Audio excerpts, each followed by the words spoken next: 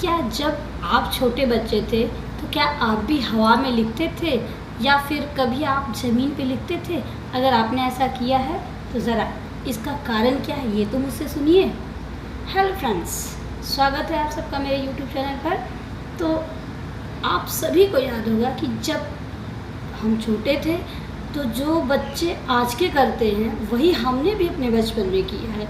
फ़र्क सिर्फ इतना है कि हमें ये पता ही नहीं होता था कि ये जो हमने किया है इसके पीछे लॉजिक क्या है।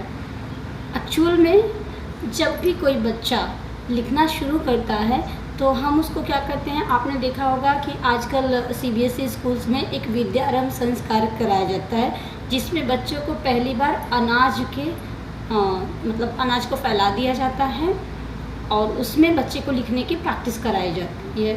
फिर उसके बाद ऐसे ही हम तब तो ये विद्यारंभ संस्कार नहीं होते थे हमारे ज़माने में, लेकिन हम क्या करते थे, ज़मीन पे जब भी हमें कुछ मिट्टी दिखाई देती थी हम अपना उस पर लिखना शुरू कर देते थे। या फिर अगर हमें कुछ आ रहा है दिमाग में तो हम हवा में ही उसको लिखना शुरू कर देते थे।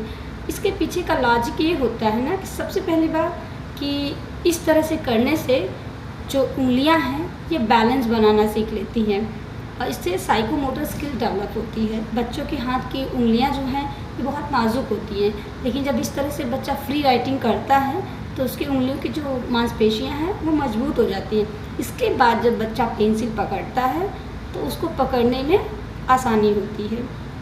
तरीका वही है, बस हमें तब पता नहीं था, आज हम जानते हैं कि हम इस तरह से बच्चे को क्यों कराते हैं। और इसको करने से एक फ़ायदा ये भी होता है कि बच्चा एक ही अक्षर को, या वो स्टैंडिंग लाइन बना रहा है चाहे स्लीपिंग लाइन बना रहा है, तो वो जितनी बार चाहे वह मिट्टी में लिख सकता है और उसको मिटा भी सकता है, क्योंकि लिखने के बाद इस तरह से गलती होने के कोई चांसेस नहीं होते हैं।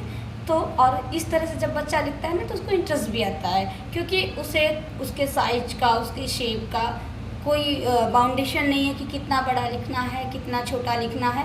वह बस उस समय एंजॉय करता है कि मुझे कुछ लिखना है, और इस तरह करने से उसके हाथ की जो मांसपेशियां हैं उंगलियों की वो भी मजबूत हो जाती हैं। मजबूत होने के साथ साथ उसको लिखने में इंटरेस्ट भी आता है, और जब वो पेंसिल पकड़ता है तो उसको पकड़ने में आसानी भी रहती है। तो आप लोग मेरे वीडियो में कमेंट ज़रूर करिएगा कि आपने अपने बचपन में इस तरह की राइटिंग की थी या नहीं की थी।